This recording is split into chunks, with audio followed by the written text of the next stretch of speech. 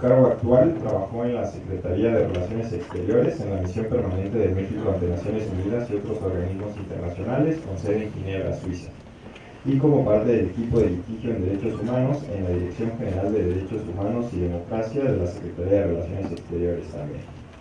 Fue asesor jurídico del Comité Internacional de la Cruz Roja en su delegación regional para México, Cuba, América Central, y también fue director de las carreras de Derecho y Ciencia Política en el Tecnológico de Monterrey. En el ámbito académico, en el Tecnológico de Monterrey ha sido titular de las materias de Derecho Internacional Público, Derecho Internacional Humanitario, Derecho Penal Internacional, Protección Internacional del Patrimonio Cultural, Instituciones y Organismos Internacionales y Derechos Humanos y Política Internacional. Adicionalmente, en la misma institución ocupó el cargo de director de las carreras de Derecho y Ciencia Política. Actualmente es director de Derecho Internacional en la Secretaría de Relaciones Exteriores, a cargo, como lo mencionaba, de los temas de Derecho Internacional Humanitario, aspectos jurídicos del desarme y protección internacional del patrimonio cultural. En el mismo cargo se desempeña además como secretario técnico de la Comisión Intersecretarial de Derecho Internacional Humanitario. Es miembro de la Barra Mexicana de Abogados, tesorero de la Asociación de Derecho Internacional Rama Mexicana y copresidente de la Asociación de Exalumnos de la Academia de Derecho Internacional Humanitario de La Haya y presidente de la Asociación de Abogados Exalumnos. Entonces les pido un fuerte abrazo para aplauso.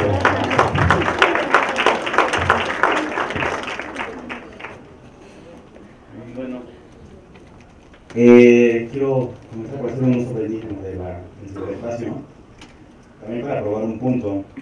Esa es mi cuenta de Twitter y estos son ustedes. Se van a aparecer dentro de poco en mi cuenta. Porque mi jefe le encanta que tuiteemos. Entonces, tenemos que hacer tweets.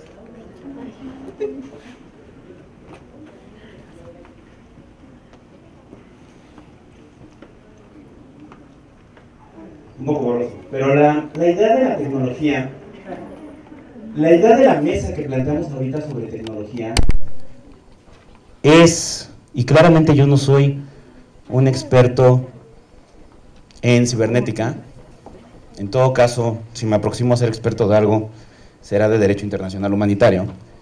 Pero el tema de hoy, o lo que a mí me toca hacer, la responsabilidad que me autoasigné cuando estábamos organizando el curso, era por lo menos plantear las temáticas y plantear el escenario para todo lo que va a venir a lo largo del día, donde gente más especialista que yo se va a encargar de detallar las cuestiones más prácticas sobre el uso del ciberespacio en relación con el derecho internacional humanitario. A mí me toca plantear las preguntas y me toca brindarles un escenario general de cuáles son los retos en la conceptualización de los usos maliciosos del ciberespacio y a qué responden estos retos. Entonces voy a dividir mi presentación en algunas partes.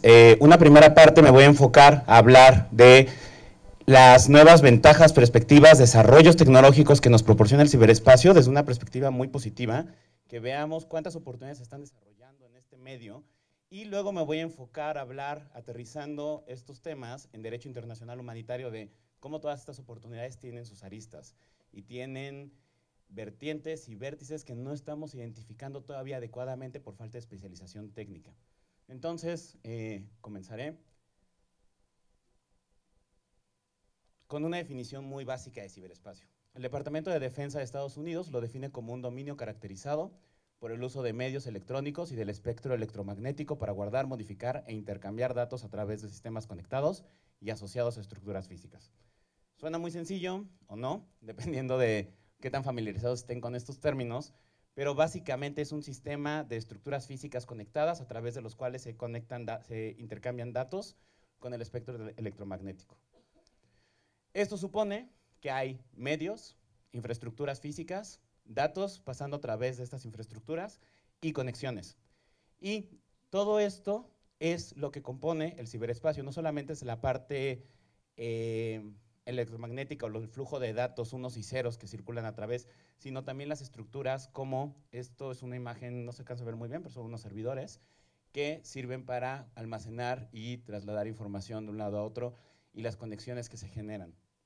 Parece todo muy sencillo. Cuando prendemos la computadora nos conectamos a internet y podemos acceder a cualquier parte del mundo, Hace unos minutos subí un tweet con su fotografía en un edificio del siglo XVI y ahora ese tweet pues le pertenece al mundo. A partir de este momento, con los hashtags que puse, cualquier persona lo puede encontrar, no solamente los que estamos aquí, cualquier persona en cualquier parte del mundo puede ver esa fotografía y a unos minutos de que la tomamos, identificarlos a todos ustedes.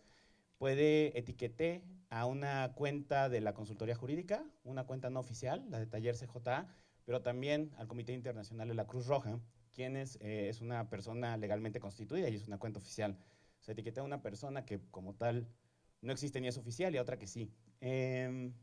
Y esa fotografía ahora ya no está en los límites físicos de México. De hecho, ni siquiera sabemos ahora dónde, podríamos saberlo si nos ponemos a leer los términos y condiciones de Twitter. Estoy seguro que nadie ha leído los términos y condiciones de Facebook, Gmail, cualquiera de sus cuentas, pero podríamos saber dónde está almacenada, pero ya no está, está almacenada la fotografía en mi celular, pero ese tweet está almacenado ya en algún otro lugar. Le pertenece seguramente ya a alguna empresa y está bajo una legislación distinta a la mexicana. Y todo eso se ha desarrollado no necesariamente de manera paralela que el derecho que lo regula.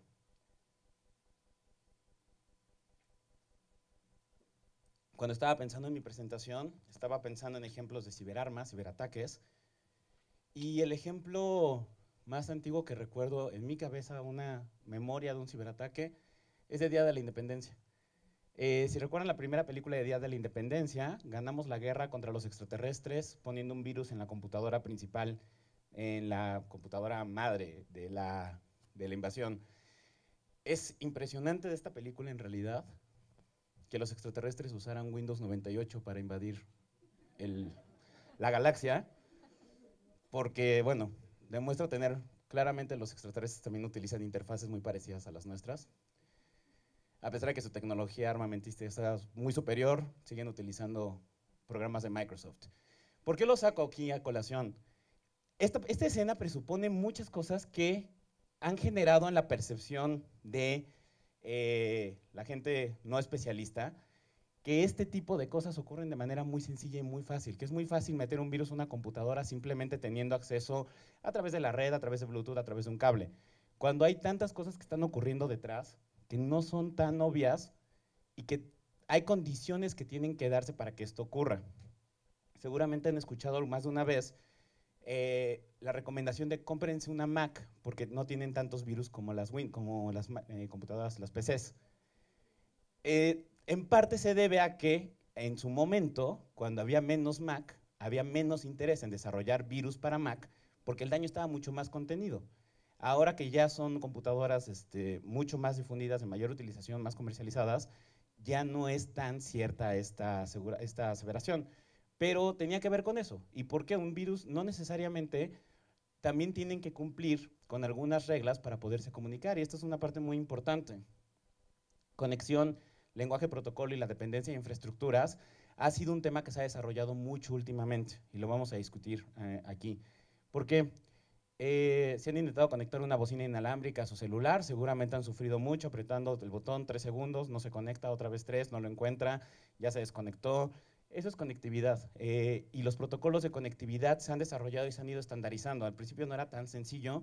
Seguramente aquí todos recuerdan cuando sus celulares tenía cada uno un cable diferente para cargarlo. O sea, todas las entradas eran diferentes. Y cada vez que compraban un celular tenían que conseguir un cable diferente para cargarlo y si lo perdían, buscarlo porque no era tan fácil encontrarlo. Ahora ya todos utilizamos un sistema de conectividad USB y está evolucionando. Ahora tenemos el USB-C.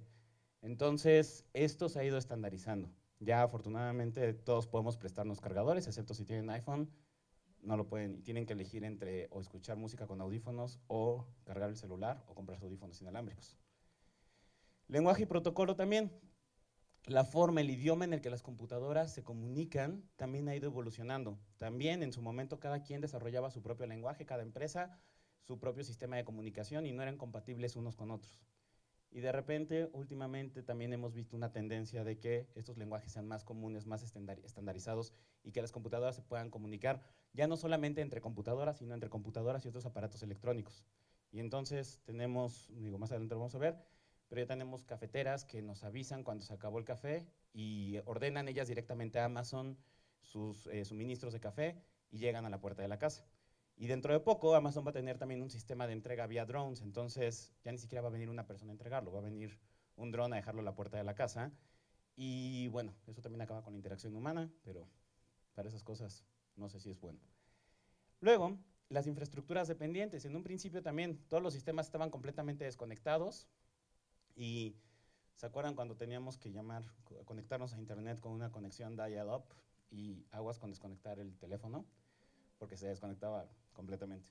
Ahora las infraestructuras están construidas para ser más dependientes entre ellas, pero también para operar de manera simultánea y paralela y no afectar unas el trabajo de otras. Entonces, nos estamos conectando cada vez más, o sea, cada vez más. Ahorita tomé la foto con mi celular y la subí y la veo inmediatamente en la computadora que está conectada al proyector. Eso es conectividad y podemos hacer todavía cosas más impresionantes. De hecho, esto fue bastante sencillo. Ok, el desarrollo progresivo de la tecnología y las ventajas que nos ha traído, y después vamos a hablar un poco de los retos. Hoy sabemos que una persona, el mapa se ve un poco claro, una persona en Rusia, no sé por qué la puse en Siberia, bueno, una persona exiliada en Siberia decide mandar un mensaje a una persona en Australia y lo hace por la vía de un servidor que está localizado en algún país de África. Y esta comunicación es realmente instantánea entre estas dos personas, aunque todo el proceso de flujo de datos y todas las jurisdicciones que atraviesa, jurisdicciones estatales, fronteras, que pasa el flujo de datos, todas las implicaciones que hay detrás de esta comunicación, geográficas, legales, no son obvias para las personas que se comunican, que tienen una comunicación verdaderamente instantánea. Entonces yo estaba pensando cómo conceptualizar el ciberespacio. Yo lo vería como una dimensión superpuesta al mundo físico que no responde a las fronteras, a las dimensiones geográficas, naturales, a las que estamos limitados en nuestro mundo tradicional. O sea, donde ahora mismo podemos tener cada uno de nosotros una conversación con una persona de una nacionalidad diferente sin salir de este cuarto y podemos tener una conversación tan real como la que estoy teniendo con ustedes, incluso todavía más porque la mía es unilateral y ustedes pueden tener una conversación bilateral con cualquier persona en cualquier parte del mundo, o con un grupo, con 5 personas ubicadas en 5 países diferentes o 5 continentes, y es tan real como cualquier otra comunicación que tengamos. Lo veo entonces como una capa superpuesta a nuestra realidad física. Es una capa donde es muy fácil obtener información, comunicación, datos, sin necesidad de movernos en nuestro espacio. Y nada más necesitamos una puerta de acceso, y esa puerta de acceso son dispositivos electrónicos que tenemos todos en este salón, dentro de su bolsa o ahorita mismo en su mano, cuando están poniendo a prueba justamente eso de hablar con otra persona mientras yo estoy hablando. Esto se ha desarrollado y lo han aprovechado algunas empresas, por ejemplo Facebook, Instagram, Twitter, que utilizando las ventajas que nos dan estas redes han creado además una vida social dentro del ciberespacio.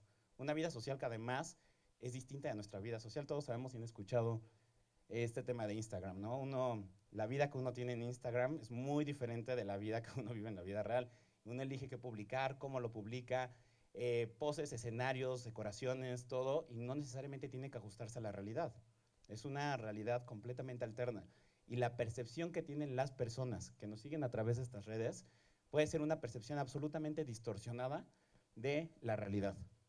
Pero es una percepción válida en este mundo digital y y ahí es donde entran estas cuestiones ya un poco éticas y jurídicas.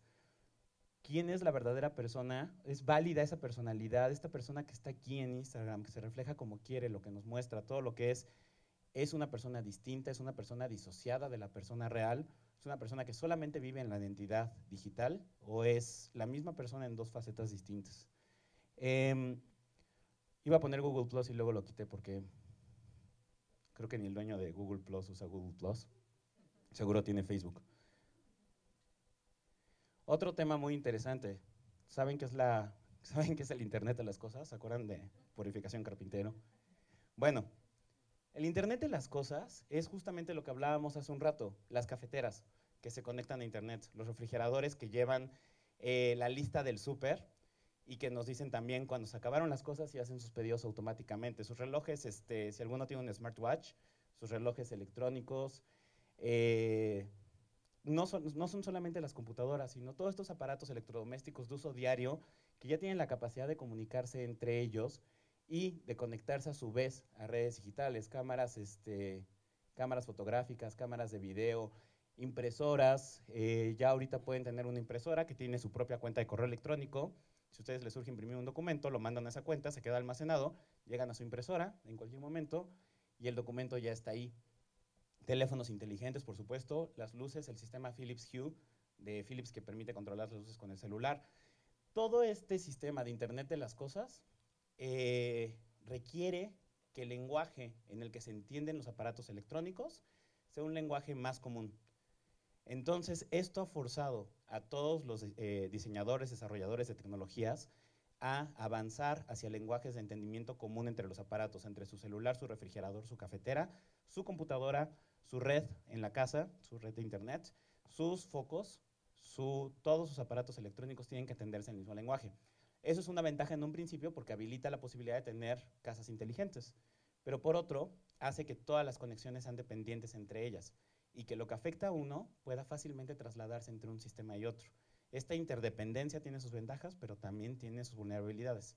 Ahora las fronteras, como les decía, el acceso al mundo está en la palma de sus manos, zona comercial, bueno, está en la palma de sus manos, es un celular, y estas fronteras físicas tradicionales, estos mapas para el ciberespacio, ya no aplican.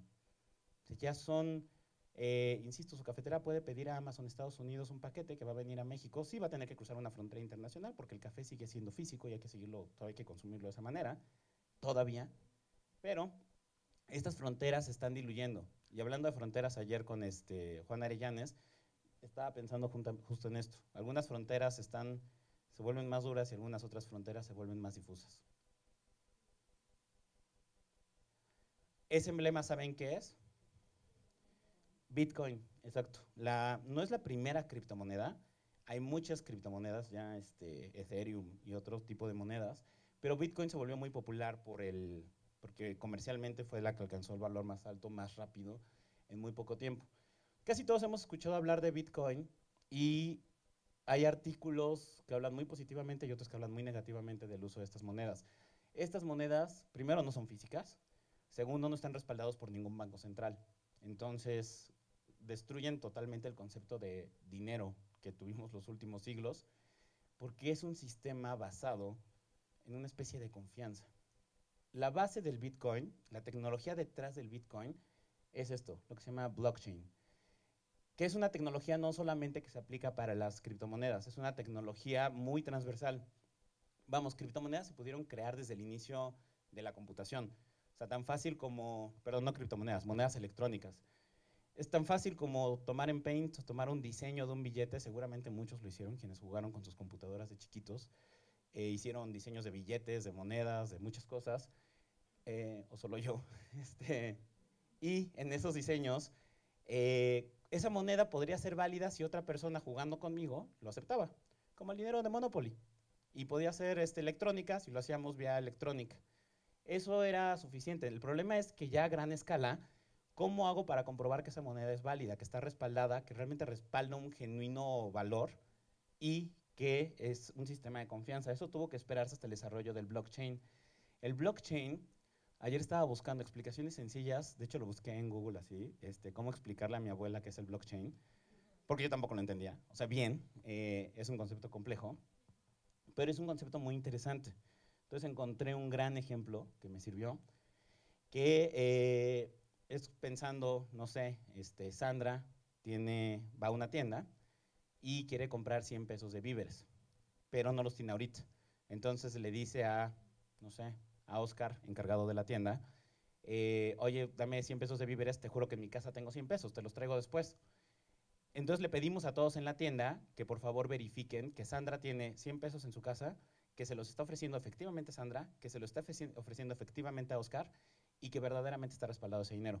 Entonces todos ustedes tienen que competir para comprobar primero que todas estas premisas son verdaderas, que Sandra es Sandra, que Oscar es Oscar y que el dinero existe. Todos ustedes compiten al mismo tiempo.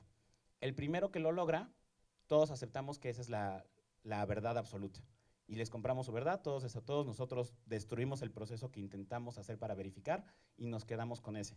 Y todos en este cuarto aceptamos que Sandra es Sandra, Oscar es Oscar y el dinero está allá. Entonces Sandra sale de ahí y muy viva va a la siguiente tienda de Hugo y le dice, oye Hugo, dame 100 pesos de víveres porque te juro que en mi casa tengo. Entonces Hugo les habla a cualquiera en esta sala y les dice, oye, ¿sí es cierto que Sandra tiene dinero? No. Todos nosotros ya comprobamos que Sandra sí tiene 100 pesos, pero que ya se los debe a Oscar.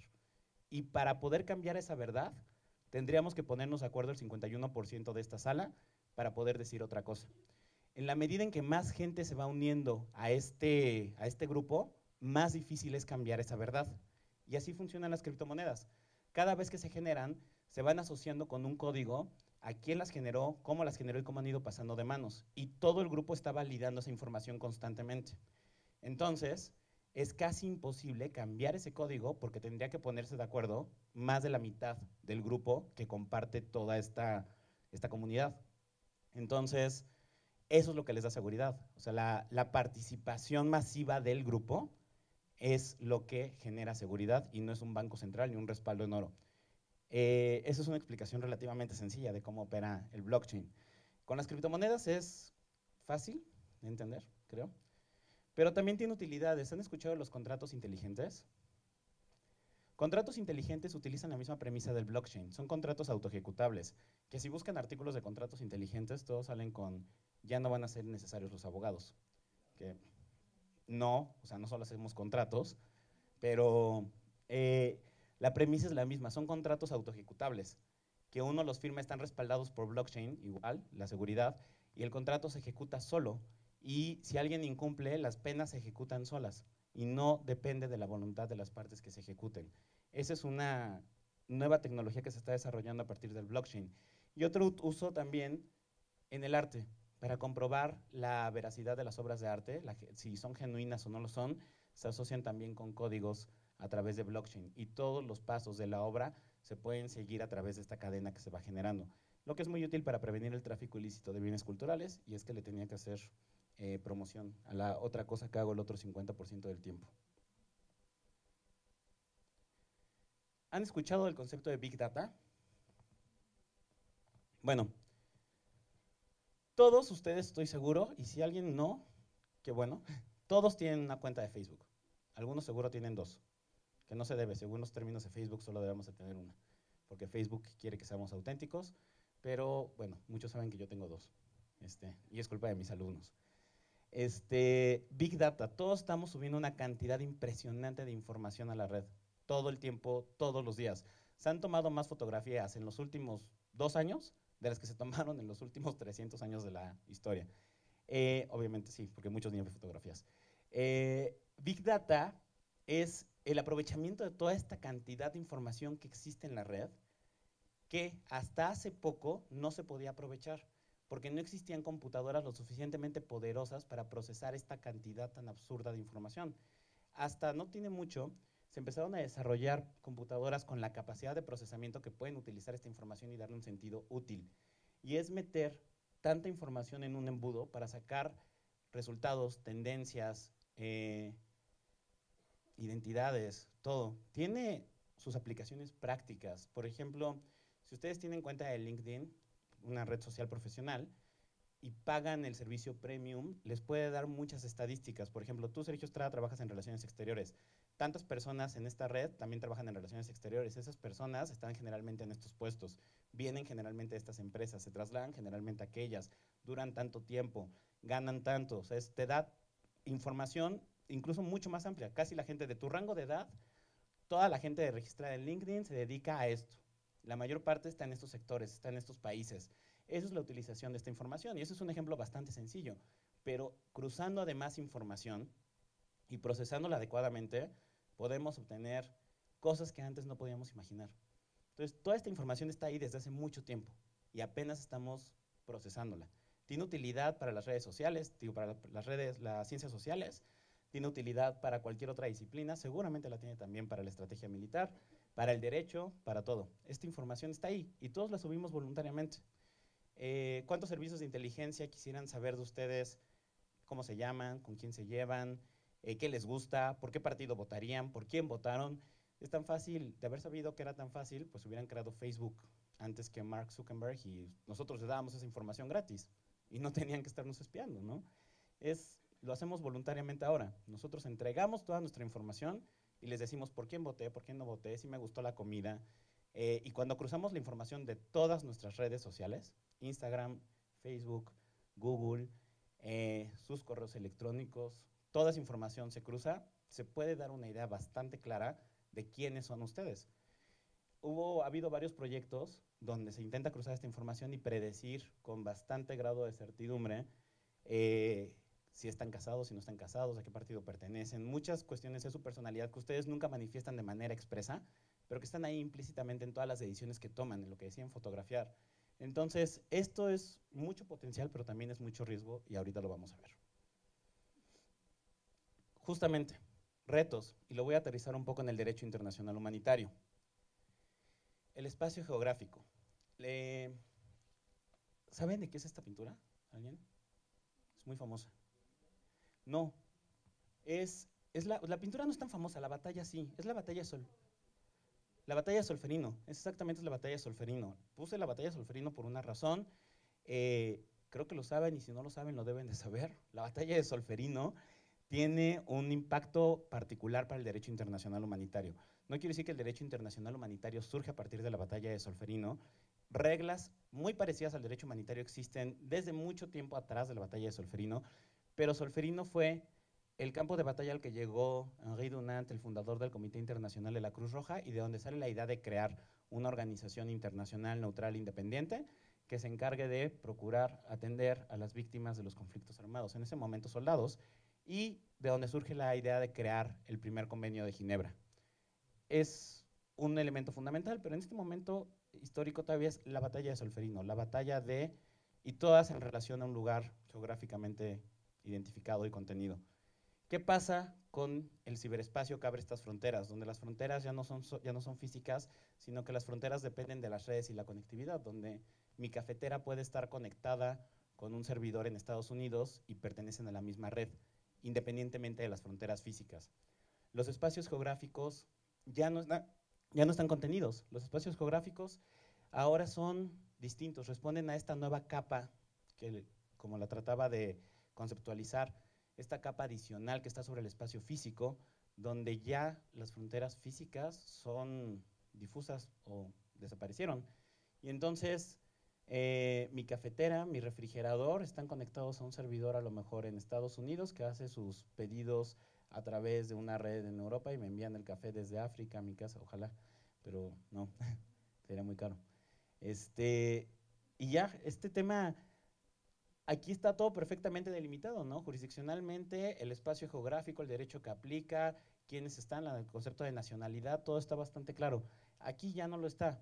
O sea, la cuestión de la nacionalidad se vuelve secundaria porque la empresa puede estar establecida en Estados Unidos o por lo menos constituida legalmente, pero sus servidores o su equipo está en India y el servicio que están procurando está en México, pero el producto viene desde África a través de un exportador, no sé, de Estados Unidos. Y toda esta comunicación entre estas partes es enteramente digital, sin necesidad de interacción humana e instantánea, además. Luego, la relación causa-efecto. Con los ataques cinéticos normales, tenemos un misil, toca un blanco, hay una explosión y el daño se contiene dentro de una zona geográfica. Se puede expandir mucho, se puede expandir poco, dependiendo de la potencia del arma, pero sabemos cuáles son las consecuencias directas o inmediatas del uso de esa arma. ¿Qué pasa con los ataques cibernéticos? Que además, digo, más adelante vamos a hablar de si existe tal concepto de ataques cibernéticos. ¿Qué pasa con este concepto? Ya no está, precisamente por la interconectividad y la interdependencia de las infraestructuras físicas y digitales, el efecto no se puede necesariamente contener o no se sabe qué tanto se puede contener y en muchos casos puede extenderse mucho más allá de lo previsible o mucho más allá de lo anticipado, lo que deseábamos, por circunstancias que una vez utilizada el arma, escapan a nuestro control, por la misma naturaleza de las redes, por la misma naturaleza de la conectividad, de los lenguajes y protocolos que utilizan. Hay muchas cosas que ya escapan a nuestro control. Un poco, haciendo un símil que a lo mejor Katia me va a aventar algo ahorita, pero con las armas biológicas, porque también es un arma que una vez liberada, uno pierde mucho el control de cuál va a ser su campo de acción. Luego está el tema de la atribución. No, me faltó mi soldado. Bueno, ahí había un soldado, ahorita lo puedo regresar, pero ahí había un soldado. ¿Por qué? Porque en el conflicto armado tradicional tenemos el convenio 3 de Ginebra sobre los prisioneros de guerra, del cual derivamos que los combatientes deben de utilizar un uniforme, deben portar abiertamente las armas, deben de utilizar un signo distintivo. O sea, el soldado se distingue y el soldado está realizando una actividad lícita y por eso no necesita ocultar su cara. Está haciendo una actividad lícita, está sirviendo a la defensa nacional, porta un uniforme para identificarse, porta sus emblemas, porta sus armas abiertamente porque lo puede hacer y está bien. En este tema nos encontramos con el reino del anonimato, donde la gente se puede ocultar detrás de una computadora, detrás de una dirección IP falsa, y poder intervenir en sistemas de todo el mundo sin que nadie sepa o pueda trazar su origen a una persona o atribuírsele. Y entonces esto nos lleva también a plantearnos si algunos grupos organizados, porque no sé realmente qué tan organizado es este grupo de Anonymous, si han visto estas imágenes de Anonymous, de hasta qué punto estos grupos también podríamos llegar en algún momento a entenderlos como grupos o actores no estatales en los términos del derecho internacional humanitario. ¿Cómo aplicamos los criterios de organización a estas estructuras cuando no pareciera que hay una jerarquía clara, donde no hay un elemento distintivo más que la máscara de Guy Fawkes, donde no queda claro si tienen un código de reclutamiento, donde no portan uniformes, donde no portan emblemas, donde no profesan ninguna lealtad a algún Estado nacional, pero sin embargo están unidos, por lo menos coordinados, para realizar acciones o usos maliciosos del ciberespacio en perjuicio de actores estatales o de no estatales. ¿Cómo aplicar estos conceptos tan tradicionales del derecho humanitario que responden a una realidad física a un concepto donde esta realidad se está diluyendo? Luego, el tema de soberanía territorial y neutralidad también. ¿Qué pasa cuando los dueños del ciberespacio, los servidores, están en su mayoría en manos privadas, no de estatales? Y donde el flujo de información o los flujos de información más importantes, civiles y también públicos, civiles militares o públicos y privados, pasan a través de infraestructuras de sujetos privados que tienen el control de esta información, el control de estos datos y que en muchos casos son dueños de la información, como ahora seguramente alguien lo es del tweet que subí hace unos minutos y que, bueno, si alguien quiere que borre por uso de su imagen, adelante, también dígamelo. Pero esto nos hace también reconsiderar los conceptos de neutralidad y de soberanía territorial. Estos conceptos que para el derecho internacional humanitario y en general para el derecho internacional parecieran tan obvios, aquí tenemos que replantearnos su alcance y su utilidad, sobre todo cuando el territorio le pertenece ahora, o el territorio le pertenece ahora a un sujeto distinto del tradicional. Estamos hablando ya de una cosa, una realidad diferente. Y luego el tema de distinción. Otra vez, en la realidad física yo creo que nadie dudaría que este edificio sí saben cuál es el edificio, y si no saben cuál es la figura geométrica. Sí, de cualquier lado hubieran atinado. Bueno, el Pentágono, que recibe su nombre por cuestiones obvias, es, nadie dudaría en este lugar que el Pentágono es un objetivo militar, o podría serlo, porque pues, es la sede de la defensa. Y esto está muy sencillo, no hay duda, esto es incuestionable. Y a lo mejor hay algunos otros tipos de objetivos donde podríamos cuestionarnos, pero como nuestro colega el capitán Ocampo decía en algún otro curso, los militares son como el rey Midas, todo lo que tocan lo convierten en un objetivo militar. Entonces, las reglas son relativamente sencillas. O sea, si un militar se mete a un espacio civil para utilizarlo con fines militares, lo convierte en un objetivo militar. Hay consideraciones de proporcionalidad, hay consideraciones de otro tipo, pero sigue siendo un objetivo militar porque lo utiliza. Por eso ellos deben de ser muy cuidadosos y por eso se capacitan en el uso en el derecho internacional humanitario, justamente porque es su responsabilidad primaria aplicarlo y evitar poner en riesgo a los bienes y a las personas civiles.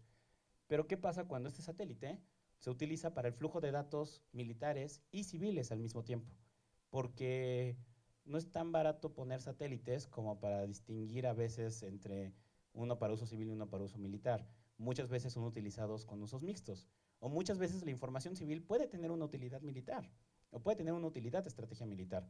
¿Cómo distinguimos en estos casos de estas infraestructuras si son o no son objetivos militares por el flujo de datos, que es una cuestión ya no tangible, como aquí sí lo es el hecho de que una persona o de que un soldado entre a una casa, es un elemento objetivo, físico, tangible, perfectamente observable a través de los sentidos, cuando el flujo de datos no lo es tanto. Entonces, ese es otro reto. Y luego, hablando de Big Data, un tema en un artículo que presentaron recientemente de la revista internacional de la Cruz Roja y que me llamó mucho la atención. Todas las agencias humanitarias, o la gran mayoría de las agencias humanitarias, recolectan información para realizar su trabajo.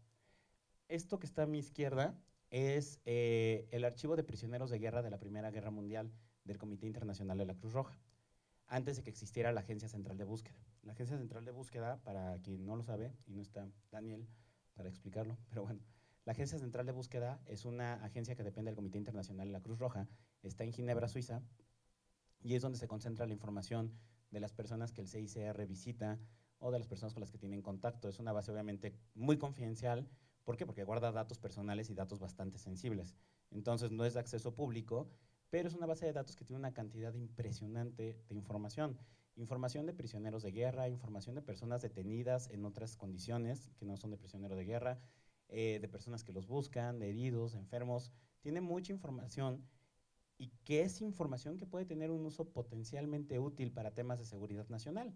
Porque, otra vez, pasándolo por el filtro de Big Data, puede decirnos tendencias, puede decirnos perfiles de las personas que están, por ejemplo, participando en un tipo de conflicto, o de cómo se están moviendo, o hacia dónde se están moviendo, qué edades tienen, y vamos a ponerlo todavía a más grande escala. Ahorita con los flujos migratorios desde Medio Oriente hacia Europa o hacia Estados Unidos, agencias como el Alto Comisionado de Naciones Unidas para los Refugiados, Amnistía Internacional, Human Rights Watch, tienen contacto con estas personas, recolectan información. Si juntamos toda esa información, esos datos personales de todos esos individuos, los ponemos en el filtro de Big Data, los procesamos, podemos obtener tendencias también sobre los flujos migratorios, su caracterización, incluso hablar sobre lealtades, participación o su relación con algunos grupos terroristas, y eso tiene un potencial uso para la seguridad nacional y es un atractivo, es bastante atractivo, o puede serlo para algunas agencias, obtener esa información por vías, por la vía del uso malicioso del ciberespacio para obtener datos que les permitan identificar potencialmente flujos extraordinarios de grupos terroristas que estén intentando ingresar a un estado, un territorio o algo. Toda esa información se recolecta además en circunstancias donde la persona que le está proporcionando está huyendo de la violencia, está huyendo de la guerra, está huyendo de alguna situación humanitaria grave. ¿Qué tan libre es el consentimiento que está dando una persona para utilizar estos datos personales cuando no está huyendo por una cuestión de voluntad, sino está huyendo por una cuestión apremiante? ¿Y qué tanto tienen derecho a utilizar esta información, incluso las agencias humanitarias que la tienen? Entonces nos mete en un tema de derecho a la privacidad, de libertad para el uso de datos personales y en un tema de seguridad nacional por el atractivo que puede llegar a tener para algunas agencias el uso de esta información. Entonces, este es otro riesgo inmediato. Es lo que les decía, Big Data tiene grandes aplicaciones, pero también tiene riesgos muy grandes. Esto es en general lo que quería plantear. Si se dan cuenta, no soy ningún experto en redes ni en cibernética. Yo soy, les digo, si haga el caso, en algo en derecho internacional humanitario, pero lo que quiero plantear es, y quiero transmitir, y fue la razón por la que elegimos este tema, es estos temas ya nos rebasan a nosotros.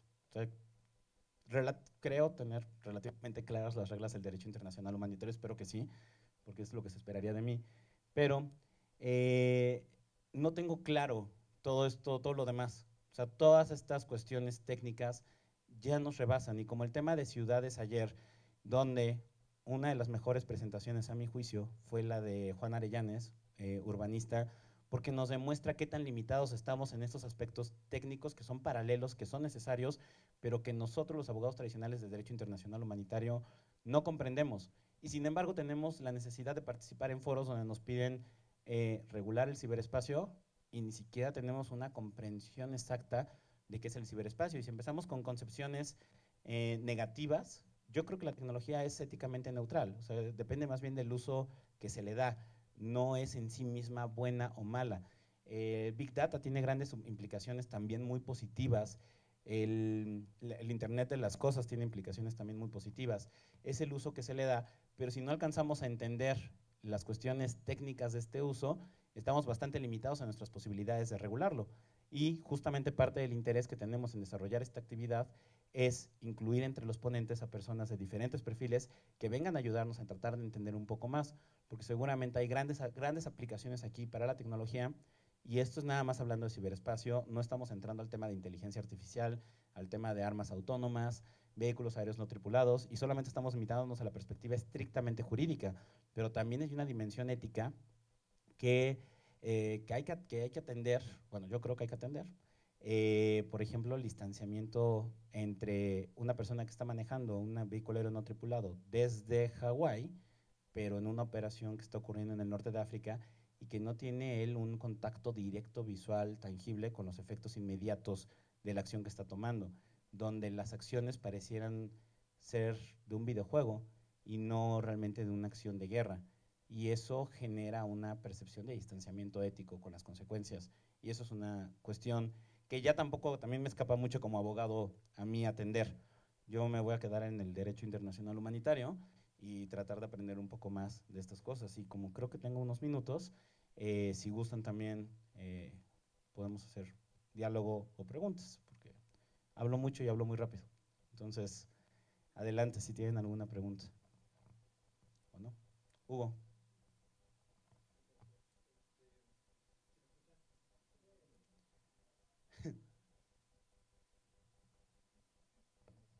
Gracias.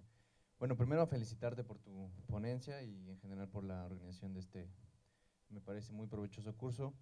Segundo, preguntarte, desde tu perspectiva como abogado, como internacionalista y el expertise que traes en Derecho Internacional Humanitario, bueno, es evidente que siempre vamos a estar 3 o 4 pasos atrás en cuanto a legislación de estos asuntos, o sea, es imposible que las legislaciones vayan siquiera a la par de los avances tecnológicos y de todas estas cuestiones de Big Data, redes sociales, etcétera, etcétera.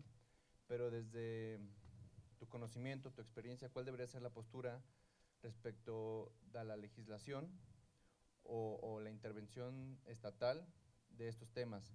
Por ejemplo, si debe ser más preventiva o tratar de contenerlo hasta entender cómo va a ser, o si se debe dejar como a la libertad y nada más estar como conteniendo las consecuencias negativas. Lo que se me viene a la mente es un poco como la ley FinTech, ¿no? De estas tecnologías que van un poco por ahí, que México le entró 5 años tarde, ¿no?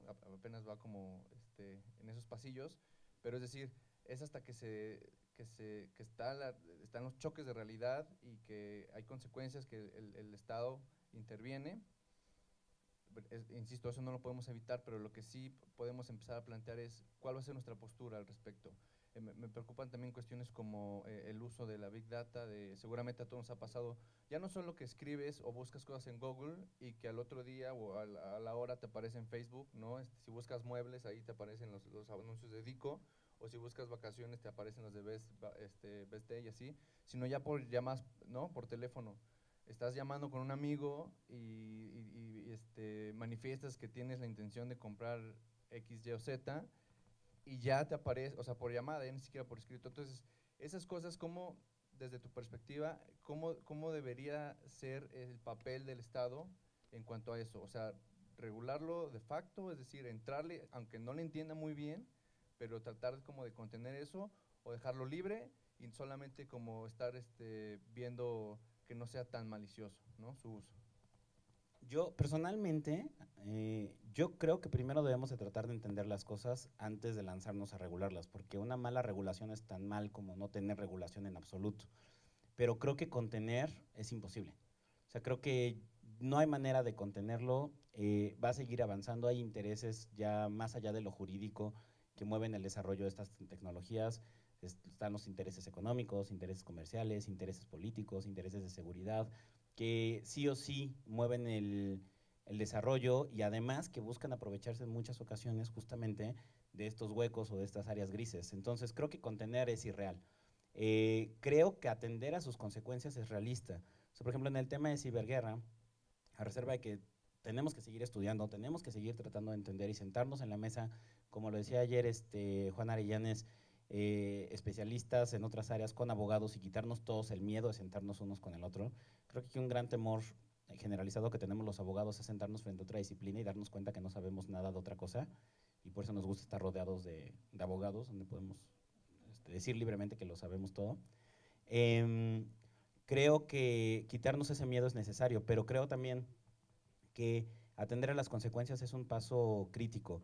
En el tema de ciberguerra, es muy importante entender toda la estructura de estas nuevas tecnologías, pero también es muy importante observar sus consecuencias reales en el mundo tangible, en el mundo real.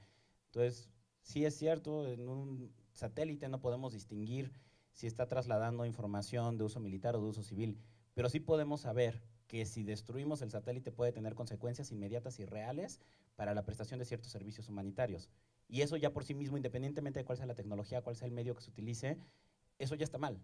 O sea, eso ya es inevitablemente mal.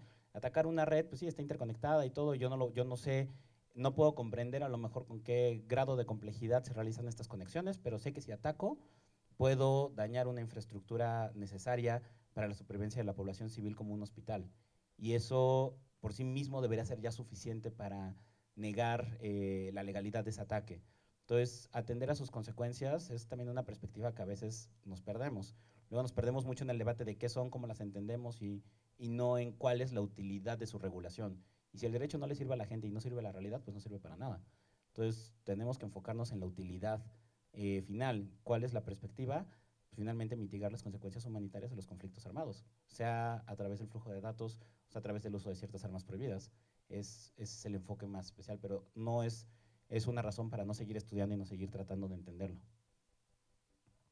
Allá atrás.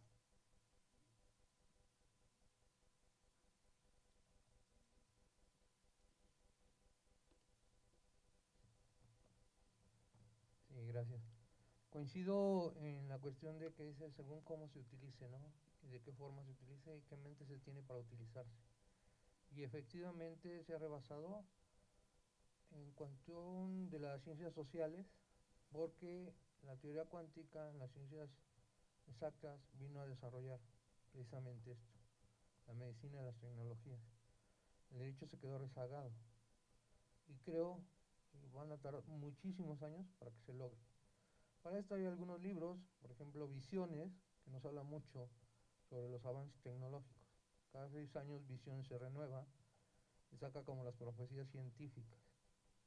Pero paradójicamente, La Salle en 1776 escribe la Constitución. Entonces tenemos dos libros que parecían ser antagónicos, pero no así, y nos da precisamente esta realidad que estamos viviendo, ¿no? Y no tanto que los abogados hayan quedado ahí rezagados, ¿no? Yo creo que todos, en el momento que entendamos que esto ya es global, que es multidisciplinario, que nadie puede tener la verdad absoluta y que tenemos que estar dentro de un grupo que venga a dar respuesta a este avance que se hizo, insisto, a raíz de la teoría cuántica. Gracias. Muchas gracias. ¿Alguien más? Capitán Ocampo, y luego para allá. Y ya. Capitán Ocampo de Marina. Yo estoy convencido, Sergio. Excelente exposición. Cuando empezamos a plantear el curso, nos topamos con que teníamos que modificar los cursos que habíamos hecho durante 9 años, porque empezamos a enfrentar estas problemáticas. Y si bien es cierto que quizá no son temas que muchos abogados manejen, estas cuestiones nos empiezan a rebasar. Quiero poner el ejemplo de nosotros en Marina. Ya tenemos y estamos trabajando con una política para el cuidado de redes sociales, porque el Big Data, sí, funciona, pero funciona en la medida que tú se lo des. Tú tienes tu licuadora y si tú le echas de todas las frutas, eso es lo que tú te vas a tomar. Y tú ya adivinarás si tienes melón, sandía, papaya o lo que sea.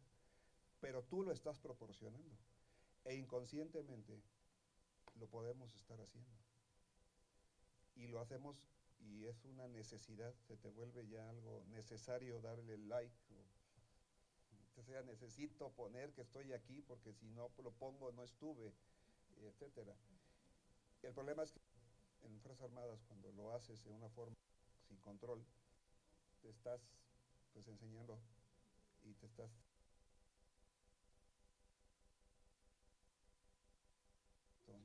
entonces, a ver si me vas borrando.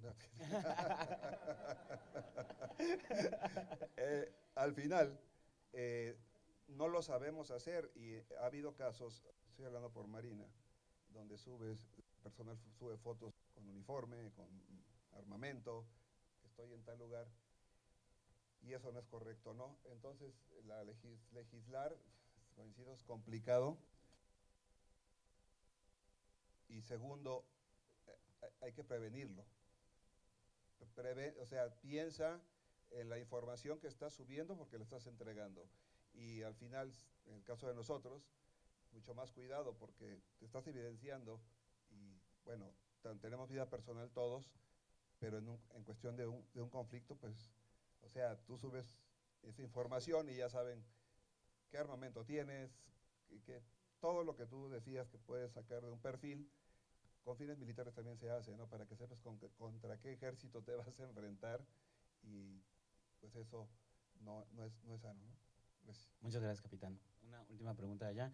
Esto es rápidamente, Twitter les permite saber las impresiones que generan cada uno de sus tweets, con el uso obviamente de Big Data y rastreando la información, y saber, por ejemplo, que el tweet que subí hace unos minutos ya generó 108 impresiones, 26 personas de alguna manera reaccionaron a él, algunos 14 abrieron la foto, 5 le dieron me gusta, 4 le dieron clic a mi perfil, 1 lo retuiteó, 1 dio clic a la liga, y otro abrió los detalles del tweet, y esto va a seguir aumentando a lo largo del día.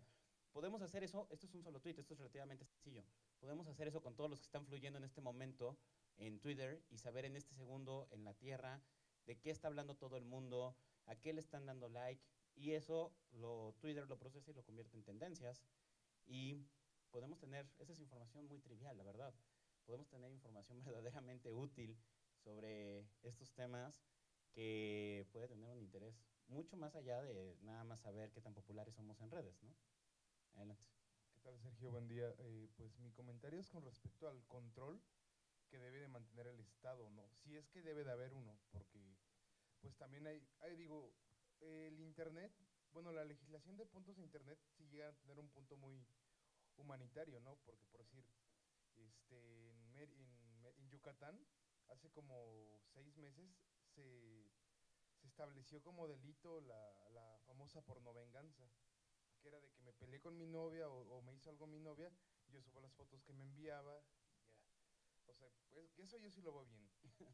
Pero por decir, no, pero también hay puntos bien contrarios, como por decir, no sé si llegaste a escuchar que en el estado de Veracruz está la ley antimemes, Sí. que formalmente no es ley antimemes, o sea, es una adición que se le hace al código, se está analizando si se le hace al código penal del estado para que se tipifique como delito burlarte de situaciones a través de un meme, ¿no? O sea, pero es que también yo soy de la idea de que el Estado tiene que saber qué es lo que es el Big Data, ¿no? Antes que legislarlo, porque pues si no, empiezan a lanzar leyes al aire, algunas sí acertadas como la que sacó Yucatán, o algunas bien irrisorias como la de Veracruz. Bueno, Sí, yo también creo, es importante saber antes de lanzarse a legislar, por eso Purificación Carpintera muy enfática con eso de, saben qué es el Internet de las cosas, saben qué es una app. Justamente una mala legislación es tan mala como no tener legislación en absoluto. Y el uso, digo, el derecho tiene, como ciencia y disciplina que es y metodología que tiene, puede tomar conceptos de otras disciplinas y darles un significado propio para sus fines, mucho más limitado, pero hay límites también. Y de repente tomamos prestados unos conceptos y los distorsionamos de tal manera que se vuelven completamente inútiles. Katia, ¿puedes pasar el micrófono a Katia? Porque súper breve, solo a favor de las moratorias en el derecho internacional.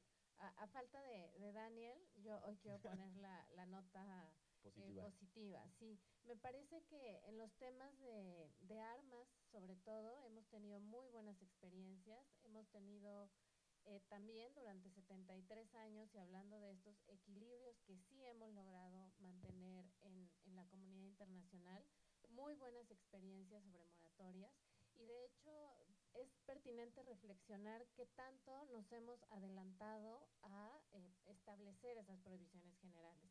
Como todos saben, México está básicamente a favor de prohibiciones generales en materia de armas.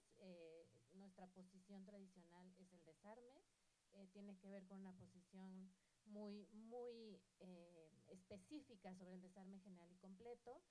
Tendríamos que analizar qué tan pronto lo hicimos con las armas nucleares o no. Ahí tenemos a los programas nucleares de la RPDC y Israel y todos los estados que están al margen del TNP, pero sí es cierto que hemos tenido buenas experiencias. No sabíamos qué era. Los estados nos decían, por ejemplo, con armas láser cegadoras, no las tenemos, no existen, no están desplegadas en el terreno. No vamos a entrar en una discusión de algo que no existe, pero si pudiera existir y el fin es totalmente catastrófico y contrario a la humanidad y con implicaciones humanitarias muy complejas, no queremos que exista. Entonces, sí tendríamos que analizar muy claramente el momento en que la comunidad internacional empieza a hablar de moratorias, aun cuando no sepamos de qué se trata. Entonces, en este momento, de los temas más complejos, sí que tiene que ver con ciberespacio.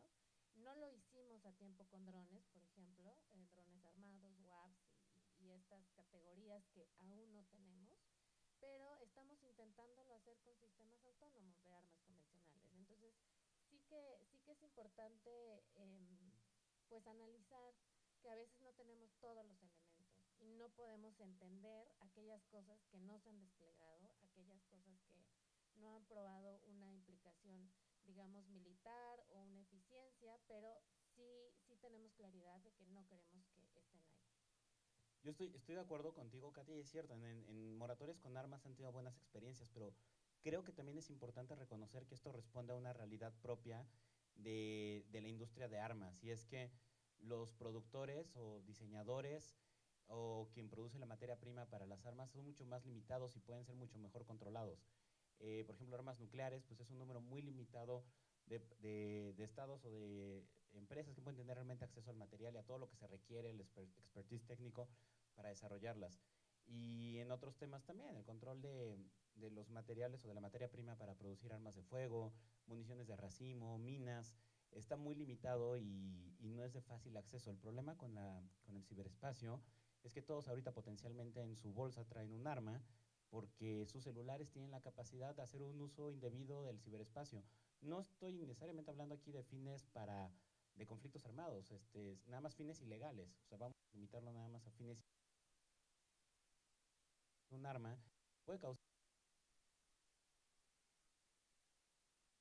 Hemos visto ya muchos casos del uso adecuado privada de las personas y tiene consecuencias reales en la de las personas. Entonces, aquí el tema es, yo creo que es difícil, o sea, yo personalmente creo que es difícil de contener, porque aquí sí está al alcance de todos, y aquí uno no necesita ser un militar con muchos años de entrenamiento en uso de armas, reconocimiento de terreno, estrategia militar, para poder utilizar un arma potencialmente muy dañina, porque está al alcance de todos. Se necesita 2 o 3 cursos que se pueden conseguir además en YouTube, ya para hacer un uso bastante dañino de estas infraestructuras, de este ciberespacio. Y ahí es donde creo que también debemos de ser realistas en que es muy difícil de contener, porque hay mucha utilidad detrás de cada una de estas tecnologías que les presenté, blockchain, big data, internet de las cosas. Hay mucho potencial positivo y también negativo, y hay muchos intereses de muchos tipos, muchos de ellos muy legítimos también, detrás de ellos. Y este progreso inevitablemente también busca de alguna manera, en algunos casos, aprovecharse de estas áreas grises. Pero eso sí, insisto, no, tienes toda la razón también. Eso no es razón para no empezar de comprender. Eso es sumamente necesario. Tampoco es quedarnos pasivamente esperando a aprender todo lo que tengamos que saber, porque también nunca vamos a terminar de saberlo, porque este desarrollo sigue. Y digo, el blockchain es una tecnología relativamente reciente, pero ya convirtió a la Bitcoin en una moneda de uso corriente y en menos de 10 años. Y así sigue con otras tecnologías. Entonces, pues muchas gracias a todos por su atención. Nos vemos.